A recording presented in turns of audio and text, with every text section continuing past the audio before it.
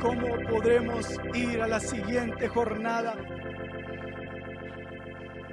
sin tu presencia, sin tu guianza, sin tu diestra poderosa? ¿Cómo podremos ir, Señor? Por favor,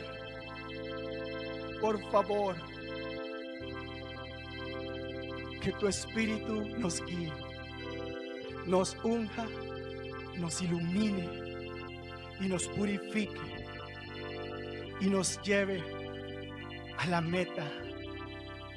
Por favor, te lo suplicamos, Padre. Amén. Amén. Muchas gracias. Gracias. Siéntense, por favor, hermanos.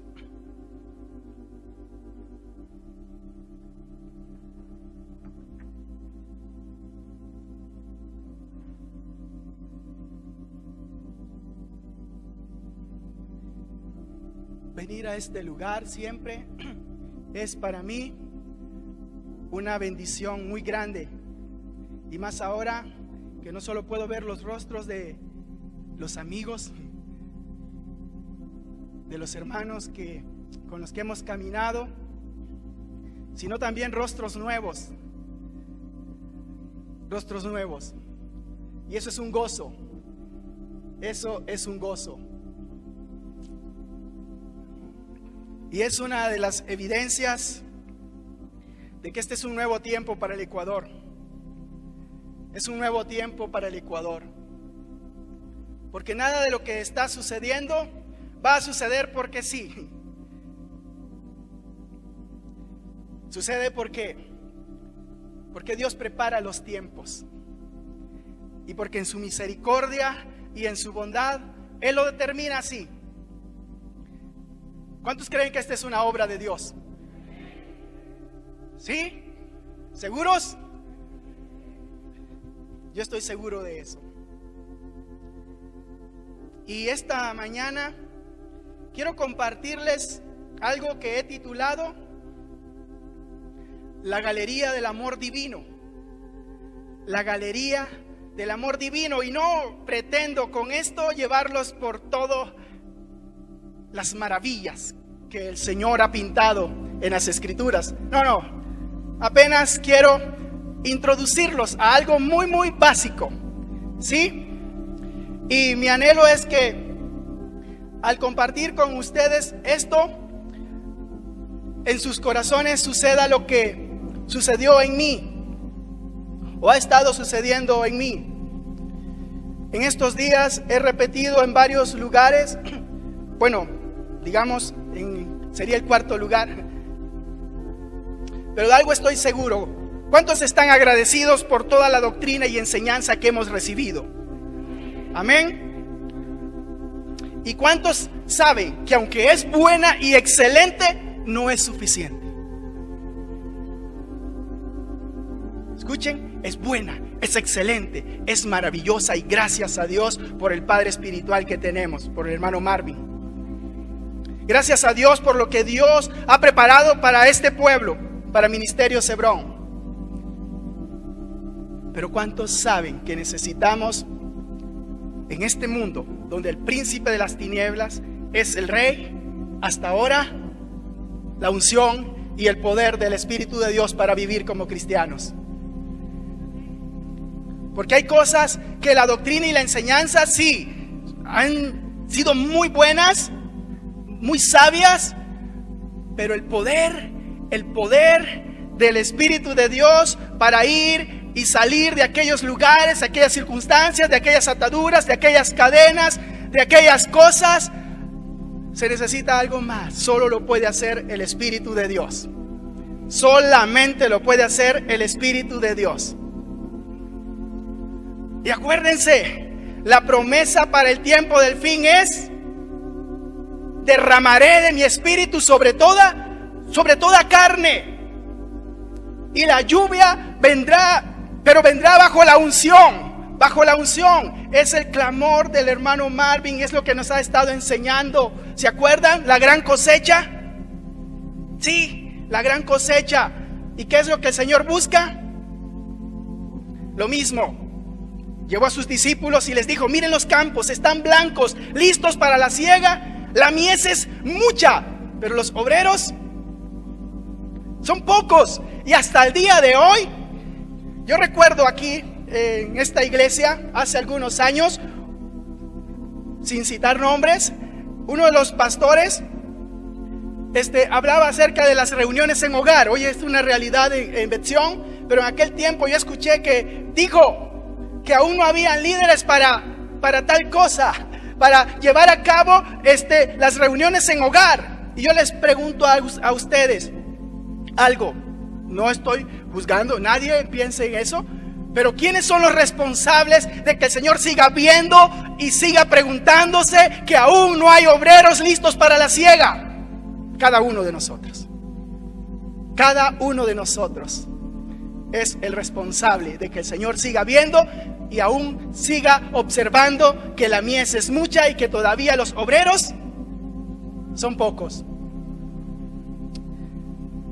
Hemos oído que en el tiempo de la venida del Señor será como en su primera venida. Y uno se pregunta en qué aspecto, si puede sacar una serie de conclusiones, sí, en este, pero quiero preguntarles aquí, ¿cuántos recuerdan quiénes eran los que estaban al frente del pueblo de Dios cuando Jesús llegó? ¿Se acuerdan? ¿Quiénes eran los que estaban al frente? Abran sus Biblias en lo que yo llamo el departamento de perdidos y hallados también. Este es un mensaje y estaba haciendo memoria hace unos 2 días de que lo he compartido ya algunas veces. Desde cuando tenía 18 años para acá, lo he venido compartiendo. Y ahora lo quiero compartir desde otra perspectiva. En Lucas capítulo 15, y ustedes dirán, ahora el hermano viene con un mensaje evangelístico, porque allí habla de perdidos y hallados. Y dicen que en una de las ferias universales de Chicago, se perdieron tantos niños. Los padres salieron con sus hijos a la feria y fue ese año que se perdieron muchos niños. Y entonces las autoridades tuvieron que crear un departamento de perdidos y hallados, así lo llamaron, y los padres pudieron recuperar a sus hijos ahí. Bueno, Lucas es el departamento de perdidos y hallados en la Biblia, ¿sí? Ahí hay una oveja perdida, ahí hay una moneda perdida y hay un hijo perdido, ¿verdad? El departamento de los perdidos y hallados. Y cuando uno piensa en esto, hasta los niños, no los vamos a leer porque son pasajes muy conocidos, los niños podrían venir y algunos recitarnos y contarnos y hasta dramatizarnos estos que yo llamo cuadros que Jesús pintó, el maestro pintó, para demostrarnos cuán grande es la grandeza del amor divino. Pero algo más, cuán grande es el gozo de nuestro Padre Celestial cuando encuentra a alguien que estaba perdido y lo halla. Eso no tenía cabida en los que en aquel tiempo gobernaban espiritualmente el pueblo de Dios. En la mente de ellos no tenía ninguna cabida. Este pasaje empieza diciendo: se acercaban a Jesús todos los publicanos y pecadores. Por favor, bendito sea esto, que se acerquen al Señor todos los publicanos y todos los pecadores, porque para eso vino. Porque el Hijo del Hombre no vino ¿a qué vino el Hijo del Hombre? A buscar lo que se había perdido. Vino a buscar y a salvar lo que se había perdido. Escuchen, para esto fue enviado, para esto fue ungido. ¿Para qué? Para buscar a los que estaban perdidos y para hallarlos, ¿verdad? Sí. Bueno, el Señor está ahí. Él los está buscando Y en esta ocasión se le acercan los publicanos y los pecadores, lo peor, digamos así, de la sociedad. Lo peor de la sociedad viene a él. Y entonces el versículo 2 dice: y los fariseos y los escribas murmuraban diciendo: este a los pecadores recibe y con ellos come. Por favor, ¿quiénes eran los escribas? ¿Alguien conoce algo acerca de los escribas? Yo sé que sí. Eran todos los que transcribían la ley. Todos los escribanos eran aquellos que vivían metidos en las escrituras día y noche. Escuchen, ellos eran los que estaban estudiando y conociendo la palabra de Dios todo el tiempo. Pero cuando vino el autor de la palabra de Dios, no fueron capaces de reconocer ni siquiera quién era, ni para qué había venido. ¿Sí? ¿O me equivoco? Y los fariseos, los guardianes de la ley. ¿Quiénes eran los fariseos? Los guardianes de la ley. Aquellos que recorrían mar y tierra buscando a una persona para hacerlo un discípulo de ellos. Y el testimonio de Jesús es que cualquiera que se hacía discípulo de ellos tenía dos riesgos. Porque un discípulo no solo es el que oye palabras, es el que se hace como su maestro. Si alguien se hace como uno de los fariseos, termina convirtiéndose en un hijo ¿de qué? Del infierno. Es el testimonio de Jesucristo. Ahora, viene otra cosa importante. Bueno, óiganos cuando estén hablando de la ley de Moisés, pero cuando estén hablando de todas aquellas leyes y ritos y tradiciones que ellos le aumentaron a la ley, que Jesús los llamó mandamientos de hombre, bueno, allí no los oiga. Pero cuando estén hablando de lo que es la ley de Dios, de la revelación divina, hagan todo lo que ellos les digan, mas no sean como ellos. Entonces, a causa de estos dos grupos, aquí no estaban ni los celotes, que era otro de los grupos religiosos, ni los saduceos, que era otro de los grupos religiosos. Pero les menciono esto, porque cuando Jesús viene, ninguna de las religiones principales fue reconocida por el Señor. ¿No les parece algo curioso eso? Y digo esto para que ninguno de nosotros se conforme a ser un religioso y pensar que está en la religión correcta. Porque probablemente cuando el Señor venga, si su primera venida y su segunda venida son similares, adivinen qué va a pasar. Ninguna de las religiones ni de los grupos religiosos será reconocido tampoco. ¿O no? Claro que sí, porque Él no viene por nombres, ni denominaciones, ni grupos, ni etiquetas. Él viene por corazones de ovejas. Y escuchen, la primera vez vino a buscar ovejas, aunque estuvieran perdidas, pero ovejas. Si algo busca el Señor es corazones de ovejas. Si algo necesitamos en este lugar es corazones de ovejas. No importa en qué condición, situación, batallas, luchas estés, pero mantente con un corazón de oveja, amando a tu pastor y esperando que Él llegue a ti, porque si algo está haciendo Él es buscando a sus ovejas, ¿sí? Buscando a sus ovejas. Y el primer cuadro que encontramos en esta galería del amor divino es precisamente a un pastor buscando a una oveja. Un pastor que está dispuesto a dejar a las 99 en el redil, ¿sí? O en el desierto, en este caso, que están guardadas, pero ir detrás de una oveja que no sabemos con qué motivos, pero seguramente se desvió del redil, ¿verdad? ¿O no está fuera del redil? Sí, está fuera del redil. Y entonces, ¿qué hace el pastor? Va tras la oveja. En aquellos tiempos los pastores en Israel dicen que eran tan expertos en rastrear ovejas que en el monte, en el desierto, podían seguir a una oveja durante kilómetros, distancias tremendas, hasta que la encontraba. Jesús dice esto, y la leeré ligeramente. ¿Qué hombre de vosotros, versículo 4, teniendo 100 ovejas y se pierde una de ellas, no deja las 99 en el desierto, y va tras la que se perdió hasta encontrarla. Y cuando la encuentra, le pone sobre sus hombros gozoso, y al llegar a casa reúne a sus amigos y vecinos, diciéndoles: gozaos conmigo, porque he encontrado mi oveja que se había perdido.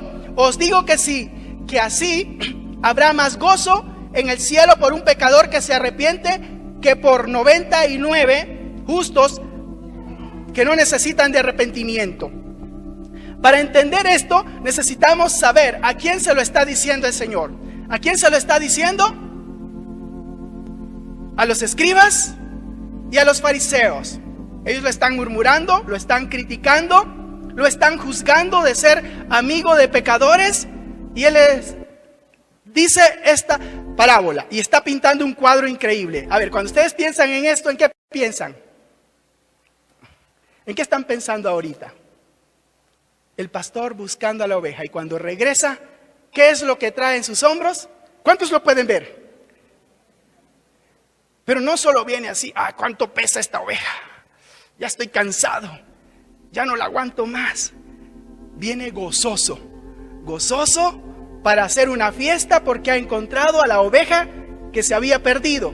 Ahora les quiero preguntar: ¿cuántos de ustedes aman o desean siempre tener un pastor así? A ver, ese es el corazón del pastor.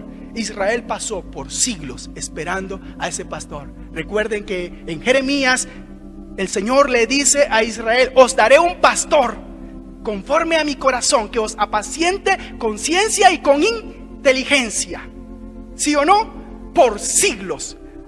Y el pueblo buscaba a esos pastores y siempre iba y encontraba ¿a quiénes? A escribas, a fariseos. Por siglos estuvo el pueblo, ovejas heridas, lastimadas, buscando a un pastor, y cuando apareció el Señor Jesucristo, las ovejas encontraron al pastor que buscaban. ¿Sí? ¿Cuántos de ustedes han pasado por heridas? ¿Cuántos de ustedes alguna vez, tal vez no delante de los líderes, de los pastores o de la iglesia, pero se han salido del redil? Sí, tal vez aquí nadie se dio cuenta, pero allá tú sabes que te saliste del redil. Sí, porque suele suceder, ¿o no? O acá en esta iglesia no ha sucedido con ninguno de ustedes. A veces pasa, ¿verdad? Digamos que a veces pasa. Y este pastor hace algo completamente opuesto, y por eso les relata esto a este grupo de personas. Les dice lo que ellos no harían. La oración de los fariseos, ¿saben cuál era? De los guardianes de la ley, de aquellos que eran los que interpretaban la ley al pueblo y se la enseñaban. Le decían que cuando un pecador, y ellos literalmente, cuando un pecador se moría y se iba al infierno, ellos se alegraban. Literalmente, pueden, no les voy a nombrar libros de donde están las tradiciones de ellos porque no son buenos, pero cualquiera, si alguna vez ha tenido contacto con algunos de estos libros donde están las tradiciones de ellos, se dará cuenta que sus oraciones eran: gracias, Padre, porque no nací mujer, porque no soy, el orden era: porque no soy esclavo, porque no nací mujer, y porque no soy gentil, ¿sí?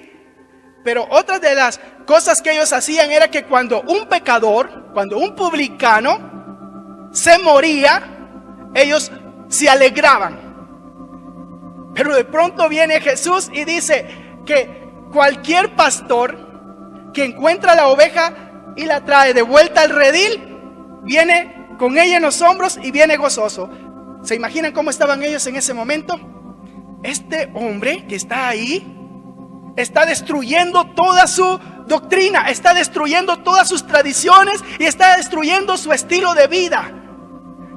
¿Por qué? Porque él está recibiendo a los que ellos jamás recibirían. Hoy escuchábamos el clamor del Señor que nos hacía referencia cuando él pasó por aquella samaritana.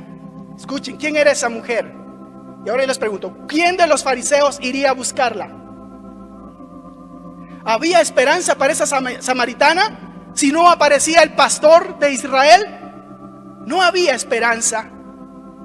A ver, ¿cuántos años había pasado en el estanque de Betesda aquel paralítico? 38 años. ¿Sirvió la doctrina? ¿Sirvió toda la enseñanza y conocer a Moisés y a los profetas?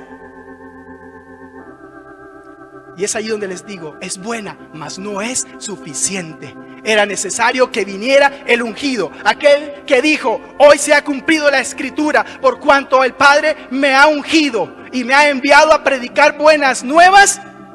¿A quiénes? A los pobres, a sanar a los de corazón quebrantado. Ese es el ungido, y a eso fue enviado. Y adivinen qué, ¿cuántos de aquí les gustaría algún día estar al servicio del Señor?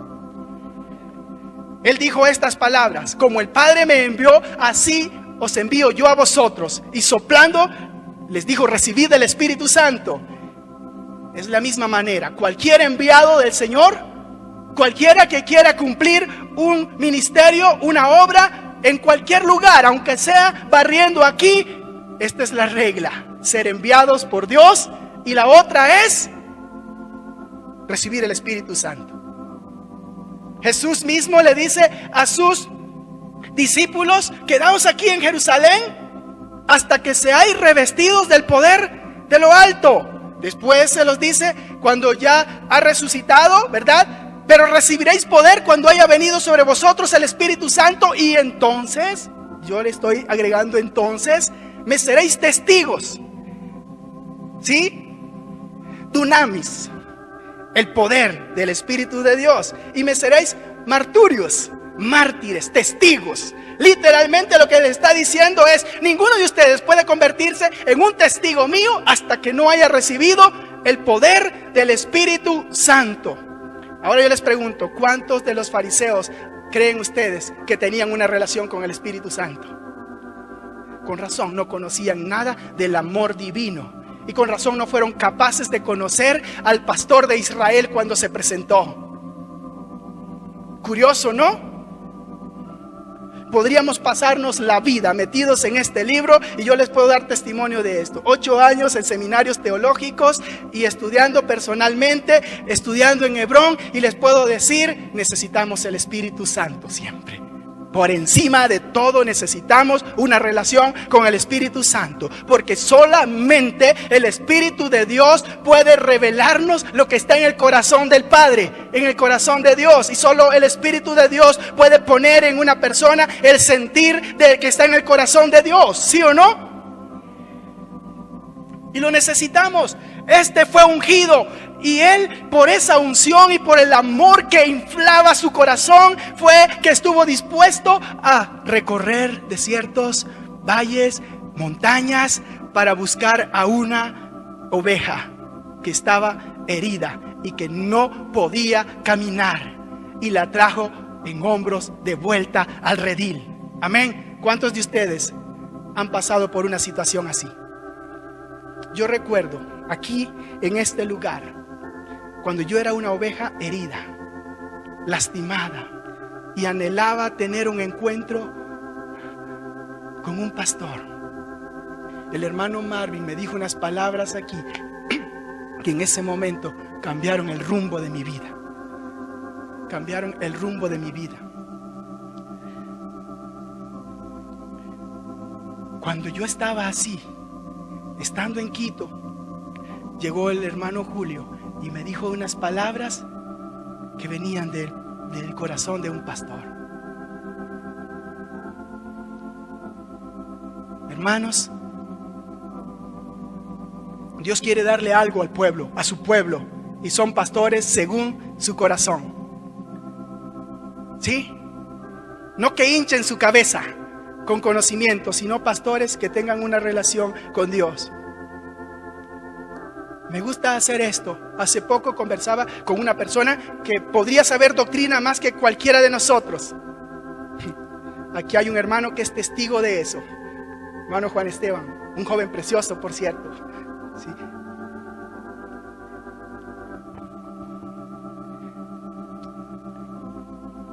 Pero yo le pregunté algo. Con todo lo que tú sabes,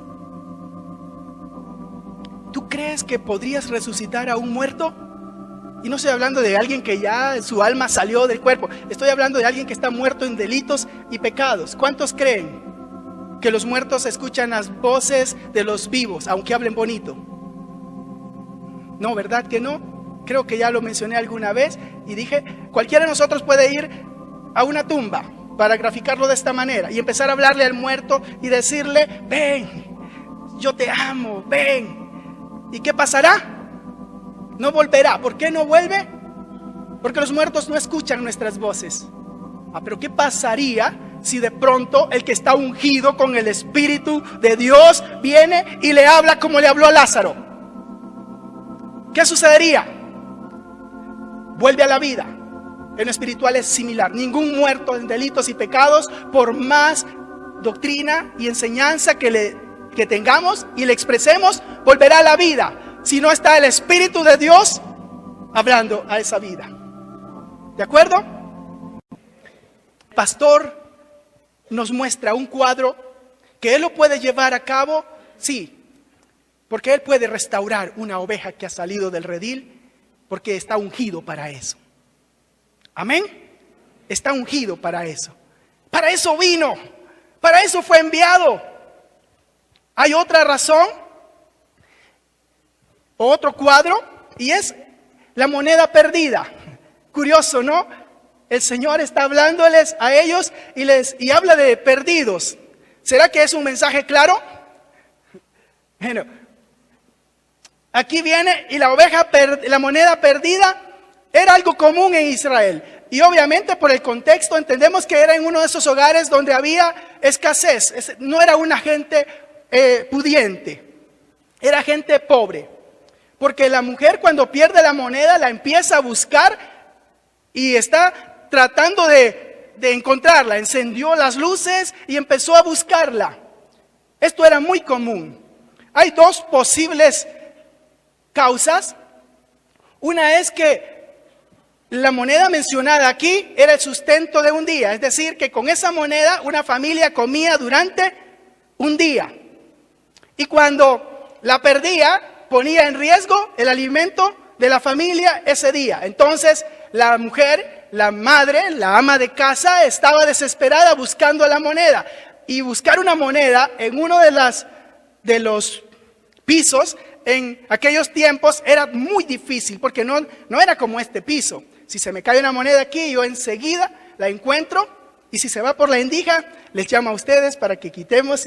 No voy a hacer eso, pero les estoy mencionando esto para que entiendan. Pero allá en Israel, los pisos eran de tierra, y en el verano mucho polvo, y la gente solía poner una paja sobre la tierra para que no hubiera tanto polvo, y también para que también la casa fuera un poco más fresca, o más abrigada, perdón. Y cuando se caía una moneda no era fácil encontrarla, era muy difícil encontrarla, y por eso el Señor pinta este cuadro de una mujer que está ahí removiendo, quitando todo, buscando su moneda, porque de eso dependía el sustento. La otra posible causa es que antes, normalmente en las bodas, no se entregaba un anillo de matrimonio, sino que se entregaba un collarcito con 10 moneditas. Y podía haber sido también esa moneda. No nos especifica el relato, y eran las dos causas posibles, por eso se las menciono. Ahora, se los pongo en tiempos modernos. ¿Qué pasaría si a alguna mujer casada se le pierde de pronto el anillo? ¿Qué haría si se le cae en el patio de su casa o en la sala de su casa? ¿Qué haría? El anillo de boda. Buscarlo, ¿verdad? Buscarlo desesperadamente. Y entonces era la otra causa, buscarlo. Bueno, el Señor usa y pinta estos cuadros para decirnos con qué entereza Él está dispuesto a buscar a los que se pierden dentro de la casa. Escuchen, la oveja se perdió saliendo del redil y Él fue tras ella hasta que la encontró y la trajo en hombros. Ahora aquí, esta monedita no está perdida afuera, está perdida dentro de la casa. ¿Han conocido ustedes algún caso similar? Pero esta no tiene el corazón rebelde. Esta dice: Señor, con todo lo que son mis debilidades, mis flaquezas, prefiero estar aquí. Prefiero estar aquí hasta que tú me toques. Hasta que tú me toques. Eso nos revela que al quedarse ahí dentro tiene también un corazón de oveja. Por tal razón, el pastor nos pinta este cuadro para decirlo que con tal insistencia está dispuesto a buscar no solo los que están afuera, sino también los que están dentro de la casa. Y cuando los encuentra, también hace una fiesta. Llama a todos sus invitados, a todos sus amigos, los invita, a sus vecinos, hace una fiesta y celebra. Amén. Y viene el tercer cuadro que les quiero pintar. No lo pintar yo, les quiero llevar ahí. Y por cierto, ninguno de estos cuadros está en tela de juicio. Se dice que en una ocasión uno de esos hombres muy ricos decidió hacer un viaje turístico por Europa.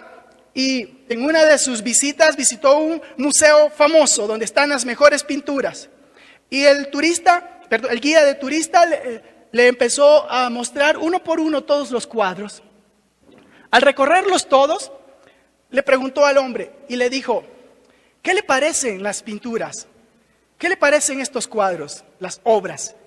Y él dijo: la verdad no me parecen nada impresionantes como me habían contado. Y el guía le dijo algo: Señor, quiero decirle que ninguno de estos cuadros está en tela de juicio, ya que su belleza no está para ser juzgada, sino para ser observada. Y déjenme decirles que estos cuadros que el maestro nos pintó en este relato no están para ser puestos en tela de juicio, sino para una sola cosa: para observar la grandeza del amor divino expresado en esto. Y el Señor muestra su amor, que está dispuesto a pintarlos aún delante de aquellos que se apoyan solo en su justicia propia, como eran los escribas y los fariseos. Yo no sé cuántos de ustedes alguna vez han tomado en serio pedirle al Espíritu de Dios que venga a sus vidas, que los llene y que los guíe. Pero si no lo han hecho, déjenme decirles que con justicia propia no podemos. Pero cuando el Espíritu Santo viene, la justicia propia es una de las cosas que desaparecen, porque Él viene para convencer al mundo ¿de qué? De pecado, de justicia y de juicio. ¿O no? Yo me veo de esta manera. Me veo colgado sobre un abismo. Y si un día Dios me suelta, no podré apoyarme en nada más, porque esa es mi realidad. Por eso, hace tiempo renuncié a cualquier justicia propia. Y solo le he dicho: Señor, que sea tu gracia y tu misericordia, y que sea tu Espíritu el que me sostenga. Y quiero vivir consciente de eso, porque yo sé que si Él me suelta, no hay nada con qué me voy a presentar delante de Él. ¿Ustedes creen que les voy a decir: Señor, este es mi historial, y creen que lo voy a impresionar? No, Él nos pintó un cuadro así también, de un publicano y de un fariseo. El publicano llegó a darle un reporte de toda su autojusticia, y el fariseo llegó a darle un reporte de toda su autojusticia, y el publicano ni siquiera podía mirar. Solo se apoyaba en la misericordia y en la justicia divina.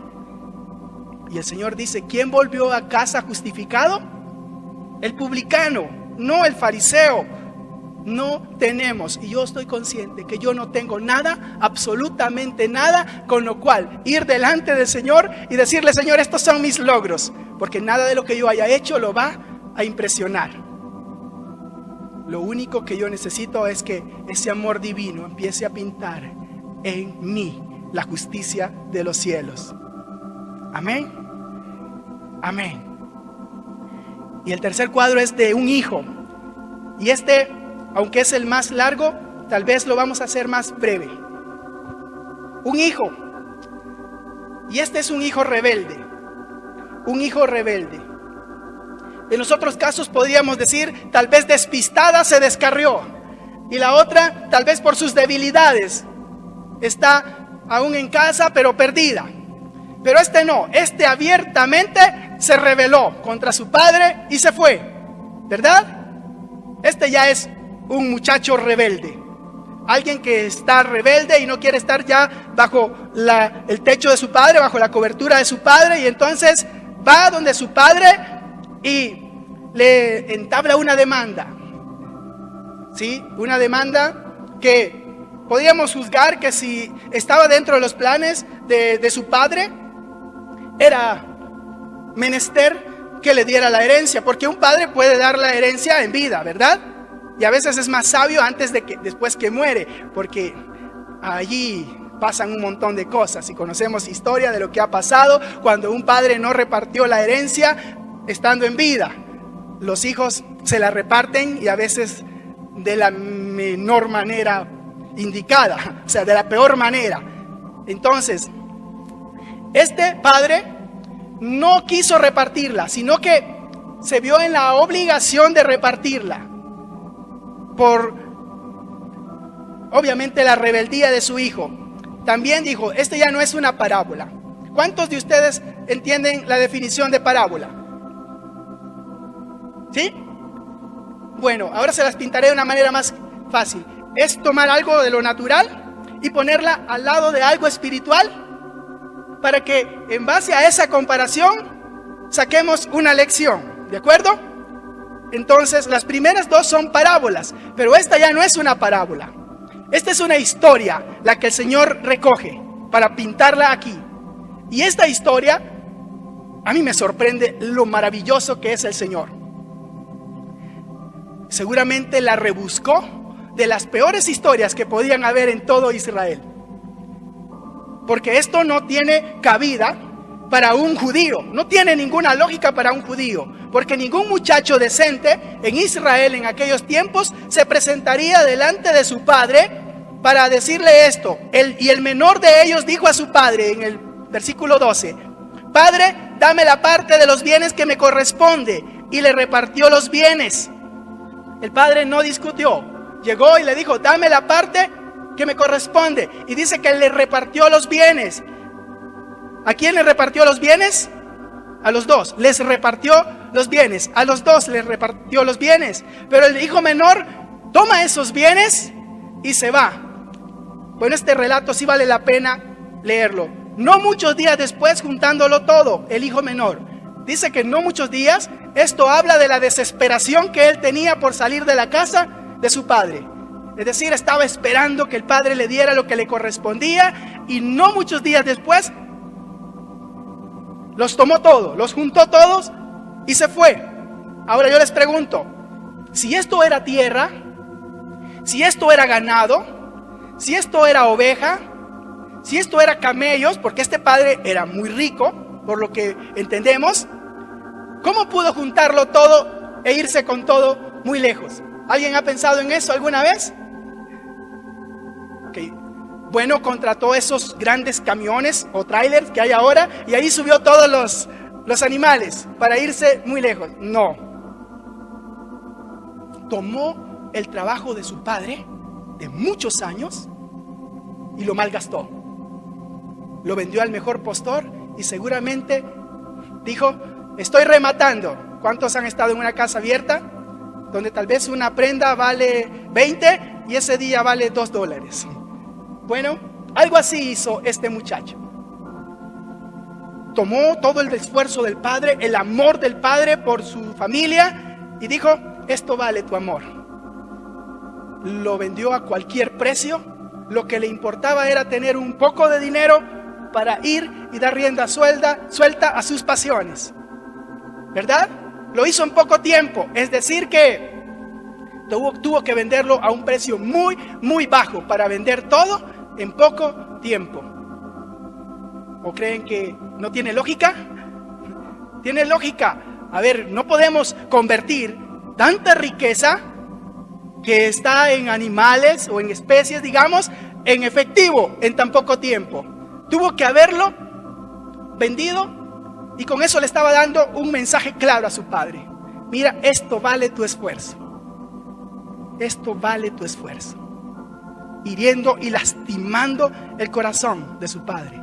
Para ese momento los fariseos estaban diciendo: qué ingrato, qué malvado. ¿Verdad? No era para menos. Se fue a una provincia lejana. Eso significa que no solo estaba despreciando el patrimonio familiar, sino que estaba despreciando la tierra de Israel. Para un judío, por favor, para un judío, dejar la tierra de Israel en aquellos días era de las peores cosas que podían suceder.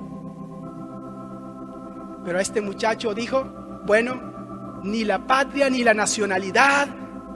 Obviamente no era ecuatoriano, lo estoy bromeando. Pero los ecuatorianos, nosotros los ecuatorianos, porque ya soy ecuatoriano, si no les presento cédula, somos muy apegados a nuestra tierra, ¿verdad? Bueno, un judío era más todavía. Un judío era más apegado a su tierra. Pues le dio un mensaje claro a Dios también, diciéndole: mira, ahora Padre Celestial, la tierra y la herencia que nos has dado tampoco me importa. Me voy a una provincia lejana, a un país lejano, y allá vivió perdidamente. Y perdidamente involucra un montón de cosas, ¿verdad? Vivió perdidamente. Y cuando todo lo hubo malgastado,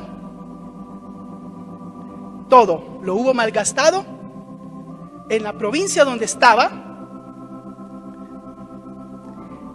vino una gran hambre. Y cuando estaba ya sin nada, en esa provincia, eso nos habla de su capacidad para derrochar, ¿verdad? Es increíble. Este muchacho tenía un corazón rebelde. Este muchacho no respetaba para nada el esfuerzo de sus padres. Este muchacho no respetaba su tierra. Y este muchacho tenía una capacidad increíble para derrochar. Bueno, este muchacho se iba a un centro comercial y no le importaba, ¿verdad? No estoy diciendo nada en contra de nadie, por favor, pero tenía una capacidad para derrochar increíble.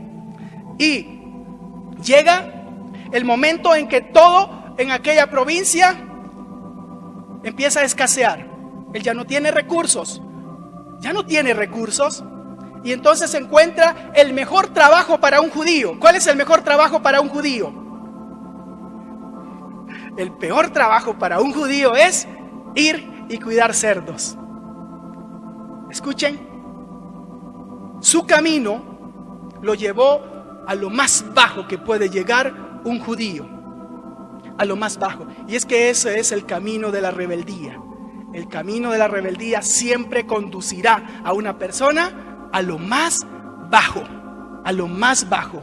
Aquel que no aprecia el amor de su padre, aquel que no aprecia el sacrificio y el esfuerzo de su padre, aquel muchacho rebelde que derrocha todo sin importarle, llegará a lo más bajo, porque ese es el fin del camino de la rebeldía. Y al final, cuando estaba en aquel lugar con hambre, quería comerse la comida de los cerdos, pero ni siquiera eso podía comer. Eso nos habla de una condición totalmente deplorable. Estaba allá abajo, allá donde estaba solo, allá donde ya no podía ir con la misma prepotencia y decirle: Padre, dame la parte de los bienes que me corresponde. Por un momento trasladémonos allá donde estaba él en ese momento, y tratemos de explorar su mente. ¿Y qué se estaba preguntando en ese momento? ¿Pueden ir? Bueno, él nos dice que pasó algo, y es que volvió en sí. ¿Cuándo vuelve una persona en sí? Bueno, cuando se da un golpe en la cabeza y queda inconsciente, o se desmaya y después reacciona, uno dice, volvió en sí, o cuando ha perdido la razón. Bueno, las dos primeras no son opciones en este caso. No dice que se golpeó la cabeza, no dice que se desmayó, ni por el hambre que tenía. Obviamente había perdido la razón. La rebeldía lo llevó a un estado de demencia, y aquí el relato es tan gráfico. Volvió en sí, y cuando volvió en sí, ¿qué hizo? Se acordó que tiene un padre. Y aquí esto es sorprendente. Para ese momento, los fariseos estaban seguramente diciendo, esto no es posible. Esto no es posible. Ha deshonrado a su padre, ha deshonrado nuestra tierra, ha malgastado el sacrificio de sus padres, ha ido a apacentar cerdo incluso en tierras extrañas. Esto no es posible. Ha deshonrado no solo el nombre de su familia, no solo a Israel, ha deshonrado a nuestro Dios. A estas alturas, ¿qué es lo que merece este hombre? A la luz de estos escribas y fariseos, ¿qué merece este muchacho? ¿Pueden entenderlo? ¿Por qué el Señor está pintando este cuadro? Merece el juicio más severo, porque él ha pecado contra las cosas más sagradas que un judío puede pecar. ¿Qué es lo que merece? Merece el juicio más severo. Pero cuando él volvió en sí, aquí viene la belleza del amor divino. Aquí viene la belleza del amor divino, que empieza aún en la más indignidad del ser humano a sembrar de que existe la posibilidad de retornar a su padre. ¿Pueden verlo? Existe la posibilidad de retornar a su padre. Aún estando en la peor de las condiciones, existe la posibilidad de retornar a su padre. Esto solo lo hace Dios. Solo lo puede hacer Dios. Esto no lo puede hacer la obra humana. Solo Dios lo puede hacer. Él pudo ver que existía la posibilidad de retornar a su padre, y ya de la manera humilde. ¿Cómo retornó? Le diré a mi padre, he pecado contra el cielo. Literalmente en el griego esto significa, mis pecados han sido tan grandes que son una montaña que ha tocado el cielo. Sus pecados, recuerden, vivió perdidamente, y fueron tantos que eran tan grandes, abundantes, que habían llegado hasta el cielo. Es lo que literalmente él está diciendo. Y he pecado contra ti. He pecado contra ti. Ya no soy digno de ser llamado tu hijo. Tómame como uno de tus jornaleros. Y ese es el camino de retorno al Padre. ¿Cuál es el camino del retorno al Padre? Yo lo digo de esta manera. Solo hay una manera de sostenernos y de ir a Dios: humillados y en arrepentimiento. Humillados y en arrepentimiento. ¿O alguien aquí conoce otro camino? No, yo no conozco otro camino. Este es el camino de volver a nuestro Padre Celestial. Humillados y en arrepentimiento. Y este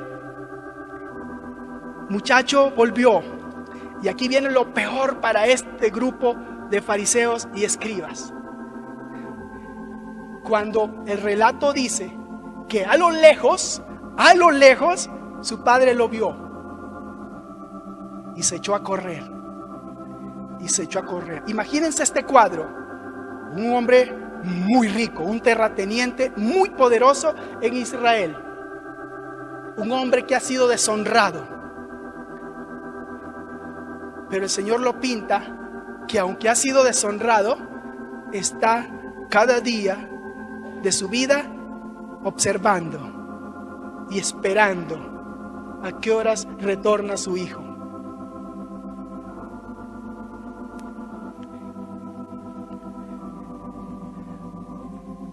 Solo Dios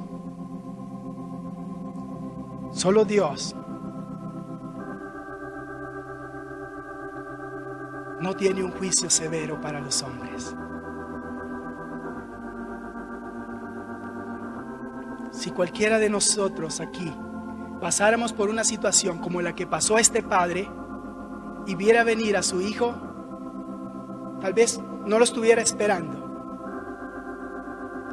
Y si lo ve venir, tendría unas cuantas razones para echárselas en cara, con el látigo en la mano, para corregirle y hacerle pagar toda la deshonra que le ha hecho pasar. Necesitamos el amor de Dios en nuestros corazones y el poder del Espíritu de Dios en nuestras vidas, porque esto no es el producto de razonamientos humanos ni de la facultad humana.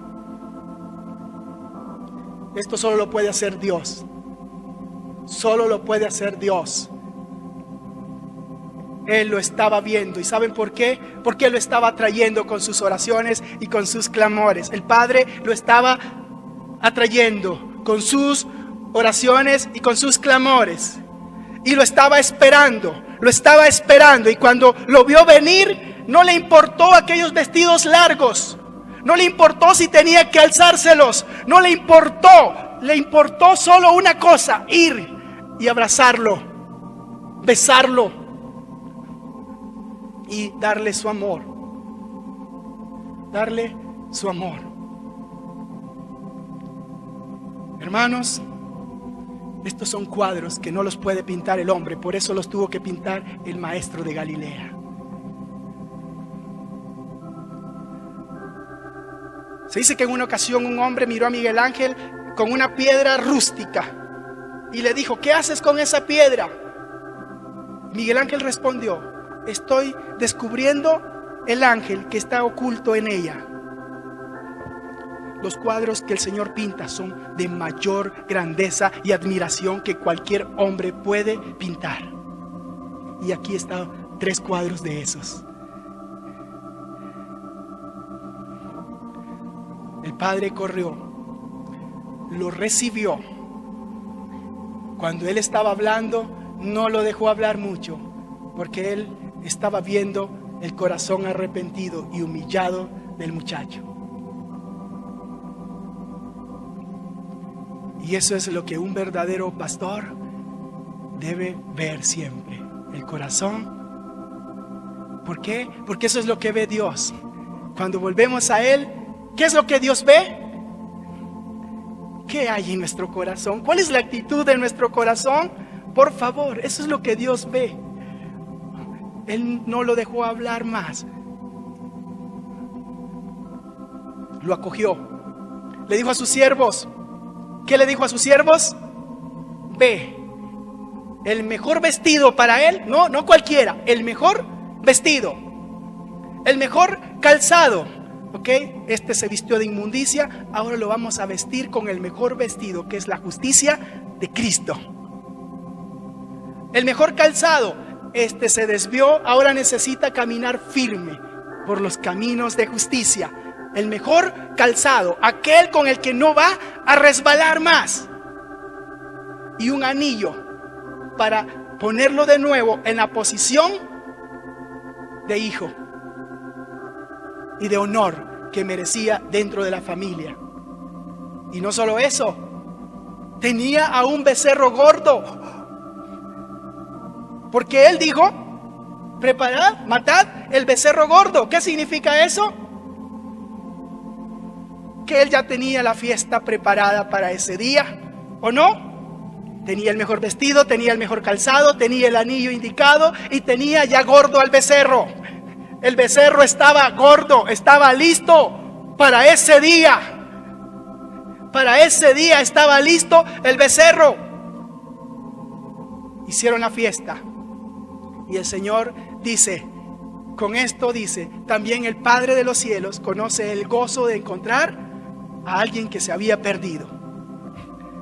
También nuestro Padre Celestial, ese es nuestro Padre, el que conoce el gozo de encontrar lo que estaba perdido. Para un fariseo eso no cabía en todo su sistema teológico y doctrinal, pero para el maestro, para el pastor, era lo que importaba: encontrar lo que se había perdido y rescatarlo y traerlo de vuelta, tenerlo de vuelta.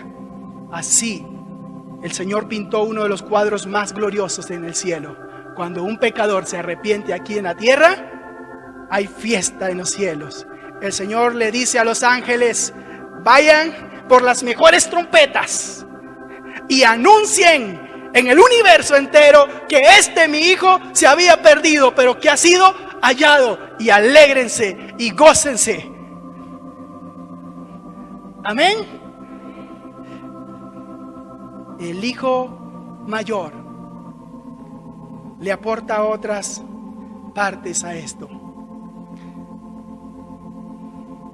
Que nunca tengamos la conducta ni el comportamiento del hijo mayor. Él da una serie de acusaciones, una serie de reclamos al padre. Allí está el Señor diciendo literalmente a los fariseos y a los escribas: ustedes son el hijo mayor. Siempre han estado aquí, nunca han hecho lo que Él ha hecho. Sí, pero tampoco nunca has llenado mi corazón del verdadero gozo, porque no he visto más que en ti, que te apoyas en tu justicia, en tu autojusticia. Pero aunque llegó a lo más bajo, retornó apoyándose en mi gracia y en mi misericordia.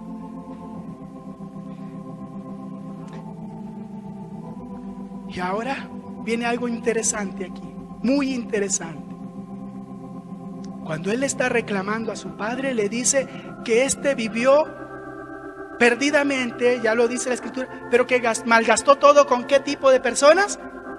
Con rameras. Y eso pone en evidencia algo tremendo. El corazón del hijo mayor es que él también cometía los mismos o peores pecados, pero de manera silenciosa. Allí está revelando literalmente la codicia de su corazón.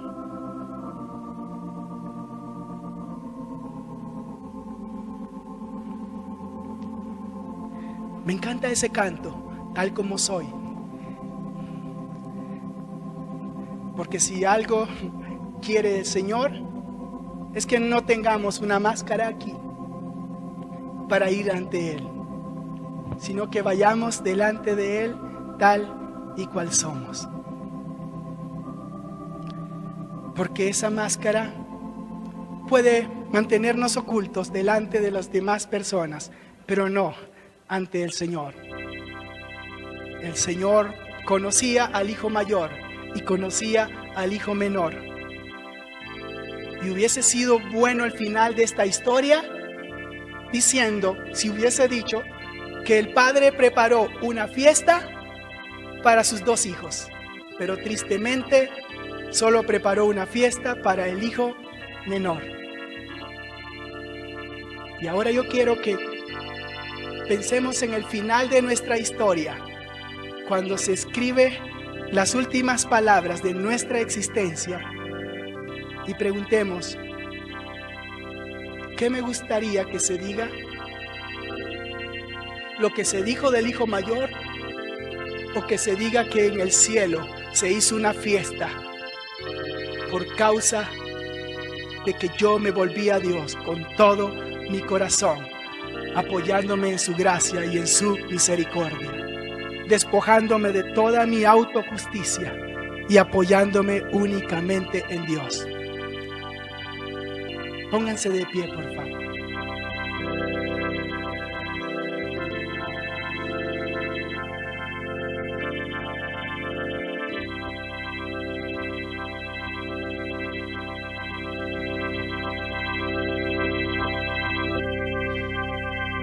Tal como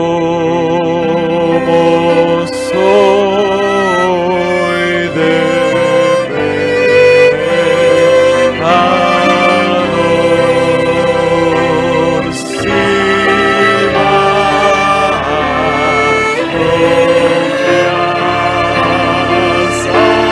confianza que tu amor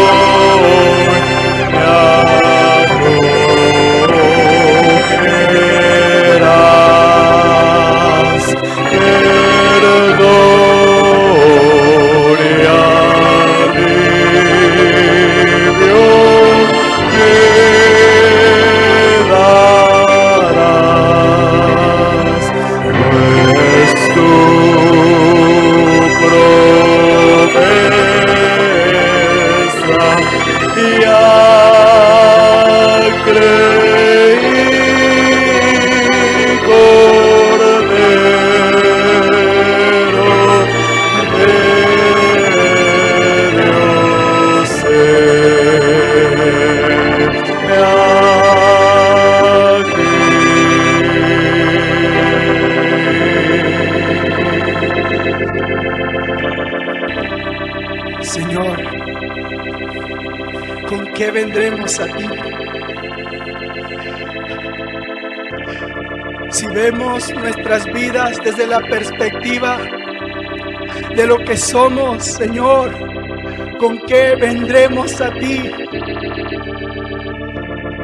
Si solo somos pecadores, necesitados de tu misericordia, necesitados de tu gracia, Señor, ¿con qué vendremos a ti? Oh, ¿con qué vendremos a ti, Señor? Si en nosotros no hay nada en que apoyarnos. Oh, Salvador, extiende una vez más la abundancia de tu gracia y la inmensidad de tu misericordia, Señor, sobre nuestras vidas. Oh, y que tú puedas vestirnos de justicia, que tú puedas vestirnos de justicia, que tú puedas calzar nuestros pies, que tú puedas nuevamente unirnos a ti de tal manera que no querramos separarnos de la grandeza de tu amor. Oh, mira nuestros corazones, Señor, mira nuestros corazones, por favor, y mira en este lugar cada corazón de oveja que aún en medio de sus luchas y de sus batallas, Señor, está aún esperando que tú lo tomes en sus brazos. Oh, Señor.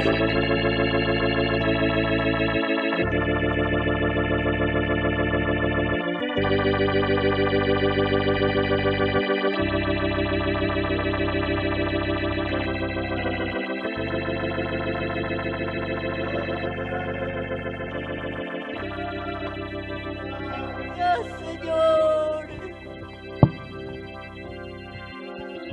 Huesos, Señor, tú lo sabes. Mi Dios, solamente tú tienes el poder para levantarnos del sepulcro. Solamente tú puedes hacer volver la esperanza a nuestras vidas. Solo tú tienes el poder para enviar tu Santo Espíritu para que estos huesos recobren vida, Señor. Solo tú sabes, Señor, cuál es la condición hoy de nuestras vidas. Solo tú lo sabes, Señor, por eso acudimos a ti implorándote que no nos deseches, que no sea quitada tu gracia benevolente para nuestras vidas, porque tú te deleitas en hacer misericordia a millares y a millares, oh Dios.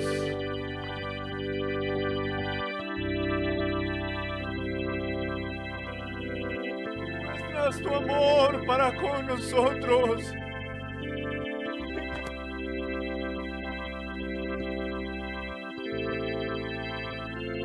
Señor, el don es más grande que la transgresión de aquel uno.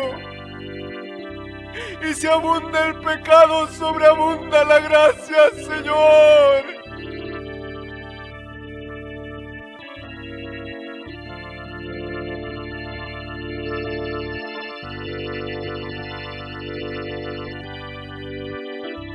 Demora ahí mi corazón, Señor.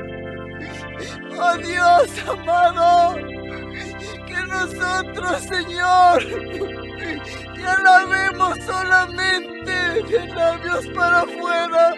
Y en verdad, Señor, en nuestro corazón, tú estés tan lejos de nosotros, Señor. Oh Dios, perdónanos, Señor. No sea que sin darnos cuenta estemos viviendo una vida de fariseo, Ayúdanos, Señor. Danos la gracia, Señor. Danos la gracia para seguir, Señor, el camino que tú quieres que sigamos. Ayúdanos, Señor, por favor, ayúdanos, Padre, para ser, Señor, unos verdaderos cristianos, Señor. Que no seamos solo de renombre nada más, Señor. Por favor, ayúdanos de nuevo.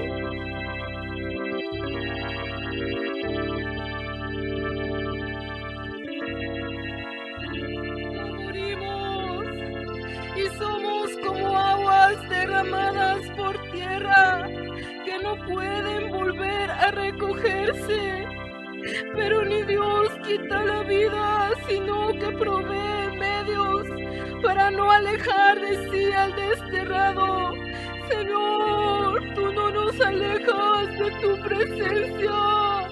Somos nosotros los que nos alejamos. Tú provees medios para acercarnos a ti. Somos nosotros los que nos alejamos, Señor.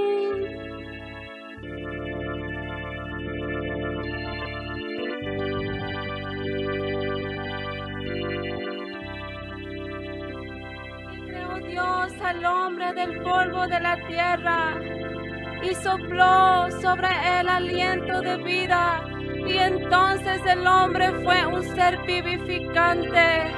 En esta hora yo te pregunto, ¿anhelas tú ese aliento de vida? ¿Anhelas tú que tus huesos secos tengan vida? Hoy con mi poder estoy aquí y te digo, Lázaro, ven fuera. Lázaro, levántate. ¿Cómo responderás hoy tú a tu Dios?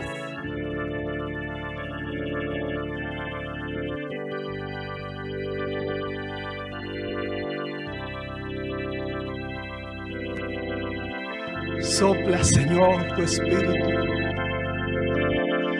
Sopla tu espíritu, Señor,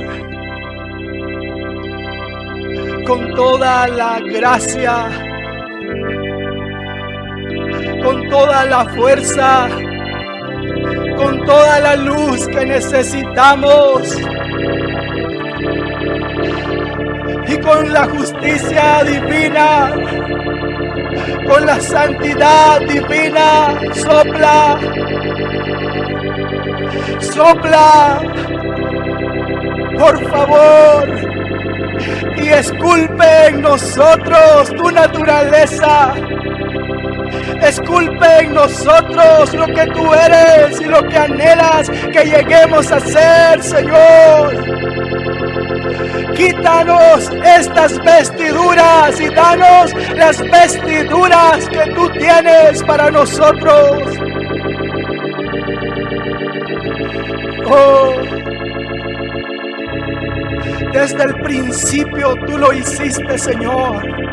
Cuando Adán se vestía con otro tipo de vestiduras, tú, Señor, lo vestiste con las pieles del cordero, porque siempre ha sido tu anhelo y siempre ha sido tu obra, Señor, vestirnos con las pieles del cordero. Enséñanos a ser humildes y a depender únicamente de la abundancia de tu gracia y de la grandeza de tu misericordia, Señor.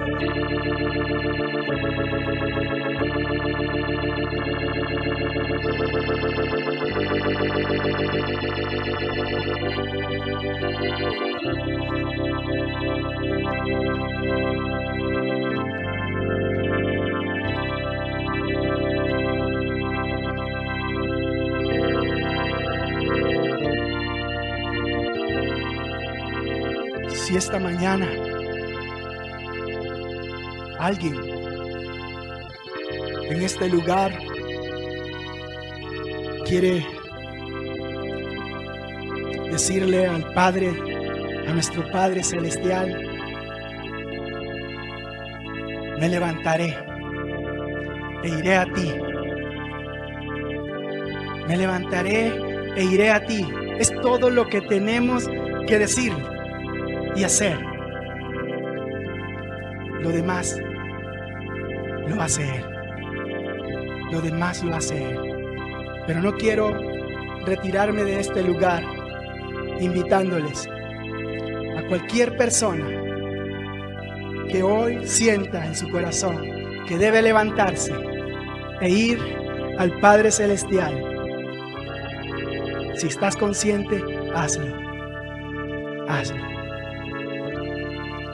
Hazlo. Y dile a Él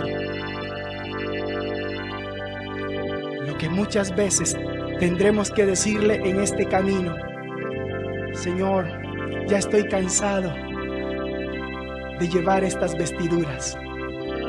Hoy quiero llevar las vestiduras que tú tienes para mí.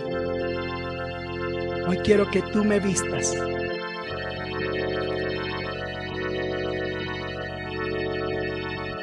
Dios es bueno. Y en Él hay todo el amor y el poder para tomar a cualquier vida de cualquier lugar y llevarla a donde Él quiere que esté esa vida. Amén. Amén. Alabado sea su nombre. Y si alguien quiere decirle, Señor, yo lo hago allí donde está, o venir acá al frente mientras cantamos tal como soy, hagámoslo. Tal como soy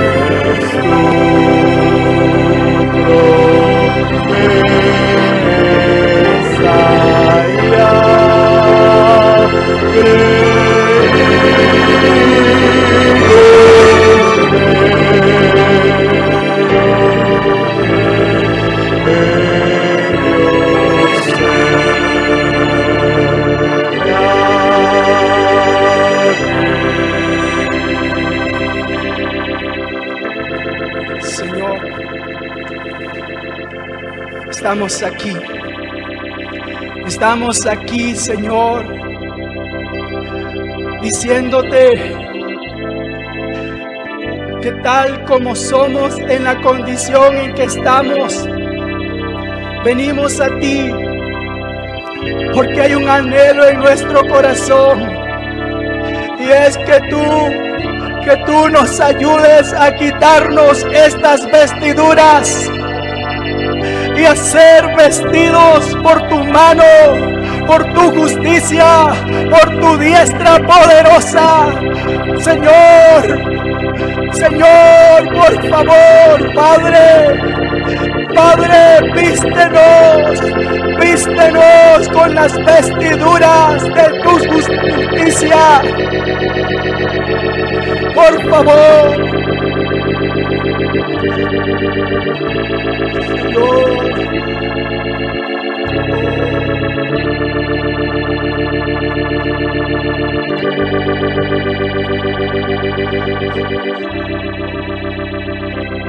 Señor, no podemos apoyarnos en nada que venga de nosotros, y ya no queremos, Señor.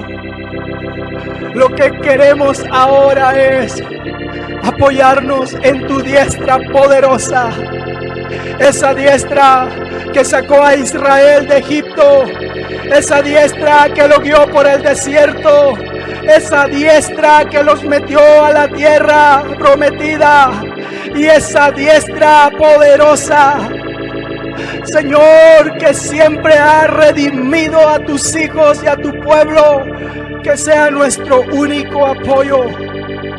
Por favor, sostén cada vida, cada una de nuestras vidas en tu diestra poderosa, Señor.